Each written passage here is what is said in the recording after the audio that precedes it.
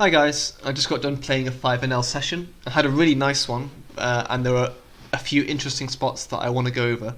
So let's just get straight into it. First hand, get an open, and we 3-bet with aces, hit that pot button. We get a cold call from a kind of tight player, so this is going to be fairly strong, like ace, king, queens, jacks, tens, maybe ace, queen, maybe nines. Another cold call, and the original raiser calls as well because he's got terrific odds. See a dangerous flop, queen 10-8 with a flush draw. Immediately alarm bells should be ringing because this guy has hit a set fairly often.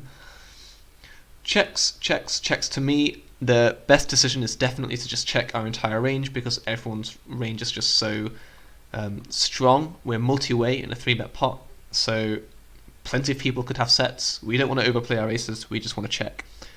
Checking allows us to see what our opponents do on later, after us, so it tries to gain that information. This guy with the really tight range jams, and everyone else folds, which is a really good sign for us. It means that no one has a set pretty much, because if this guy, the tightish kind of reggy player, has a set, like the queens, he's just not going to rip it. He wants to try and extract max value, so he's going to bet smaller than just all in. Tens, same kind of story. He's not just going to rip it because he's going to, quote, lose his customer. So this is very likely to just be like ace queen or pocket jacks that is spewing a little bit, or just I don't know, like king queen, I guess. In any case, we have a very easy call, and it's just the benefit of checking entire range, just really good. We do run into jacks, and we manage to hold, so that's a nice pot for us. Here, next hand, we've got threes, we open, and we get 4 calls. No real reads on anyone apart from Sasha, who's got a really tight range. So we go multi-way to an ace-7-3 flop. Again, similar to last hand, I think we should check our entire range. A lot of people could have an ace here, and it's just beneficial for our entire range. Makes it really easy to play.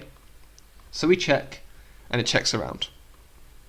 Turn is the 8 of clubs, and this guy checks. So, think about our opponent's ranges.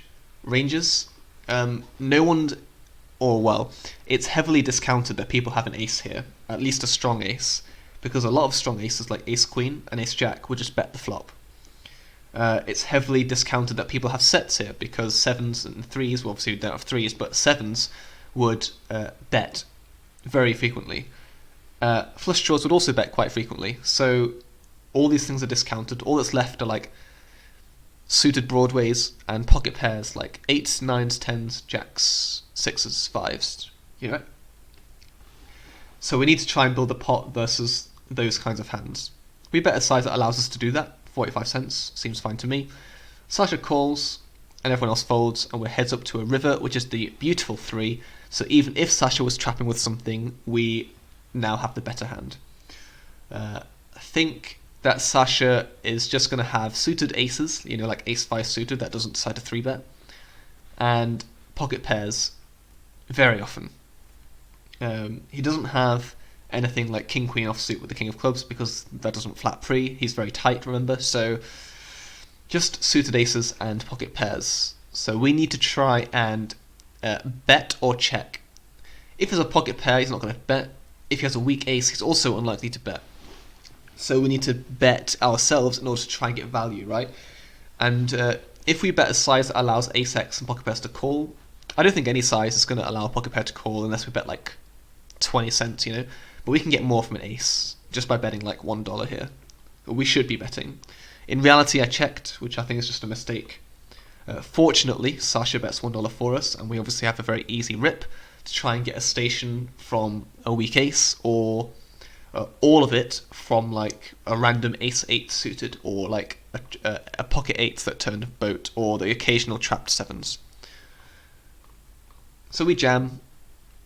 We get snap called by Sasha's really unlucky 8s, but again, we get kind of bailed out for our quote error for checking the river there. I really do think we should just be betting to try and get value from an ace, because that's the hand she's going to have most often. But that's a nice pot for us anyway. Okay, next hand. Queens, small blind. We open 4x versus the big blind who calls. We flop ourselves top set, and I go for the third bet with our entire range, and we get raised. Now this is really nice because we block ace queen, king queen, and queen jack. Villain's most likely hands they're going to raise for value, which really narrows his value range. Like, it narrows his value range so much that this guy's almost definitely spewing.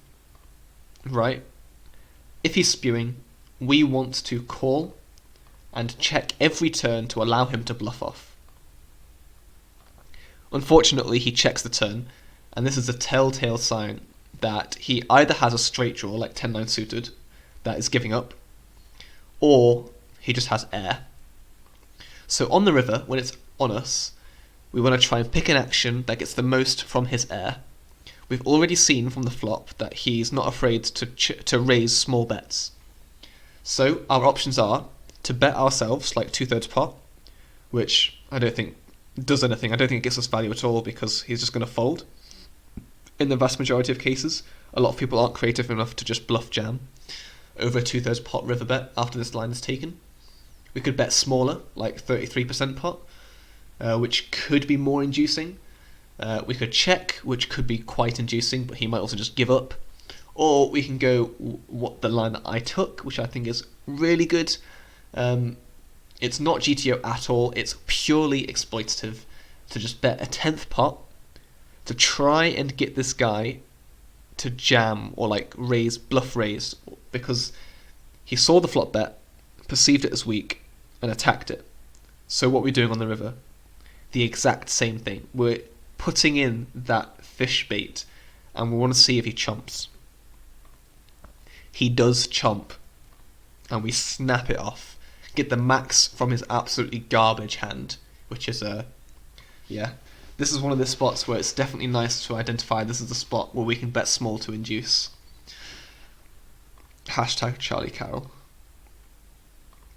Okay, last hand. This is a hand that's different from all the rest because this is actually a bluff rather than a value bet. A lot of you will be glad to see. We open ace-3 suited from under the gun, and we get 2 callers. The flop is 8-7-3 with a flush draw. Similar to the first couple hands, I would have checked my entire range. However, facing a donk lead for half pot,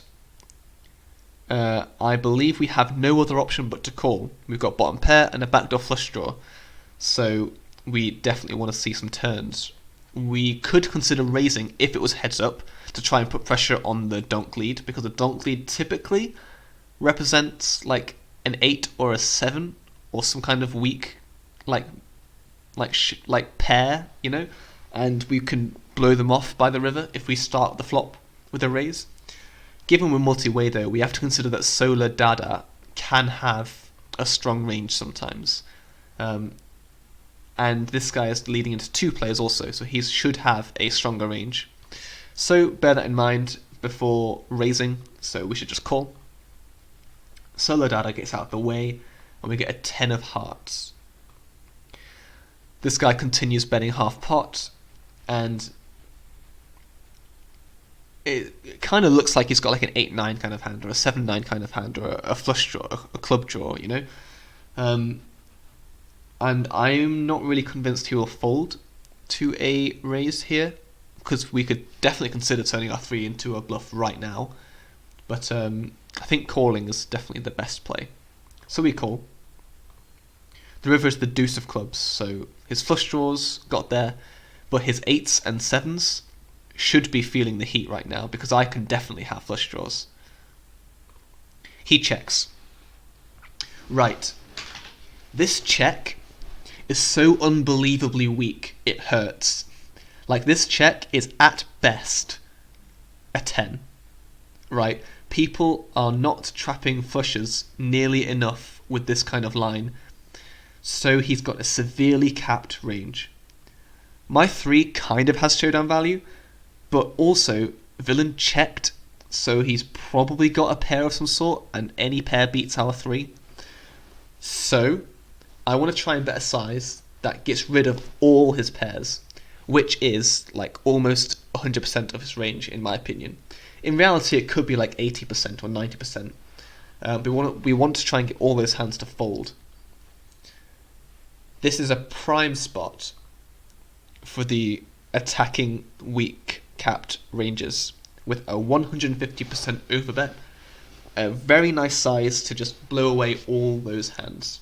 It has to work 2/3 of the time, and it will. Sorry, not 2/3 of the time, 3/5. It has to work 60% of the time, which it will if his range is genuinely just pairs, with no like trapped flushes, or give him a few trapped flushes, give him a few two pairs, give him a few sets.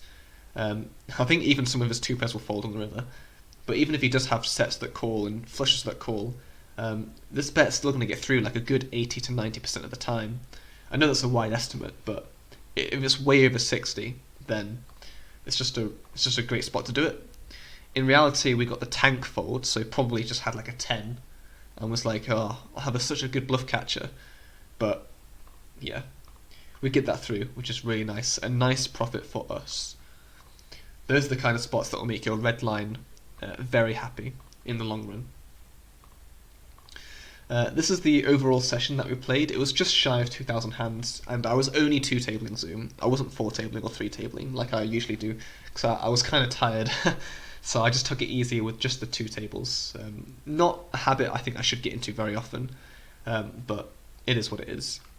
We had a really nice session. We managed to maintain a 20 BB per 100.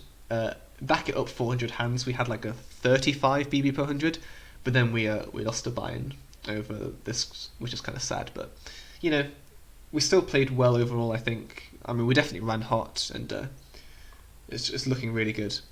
If we look at our overall 5NL progress so far, I've played a few sessions. I did play 1,300 hands that I haven't recorded, but genuinely, in this entire session, I don't think anything interesting actually happened. Like, we lost a buy-in, but none of the spots were really that interesting, whereas the session I just played had a lot more.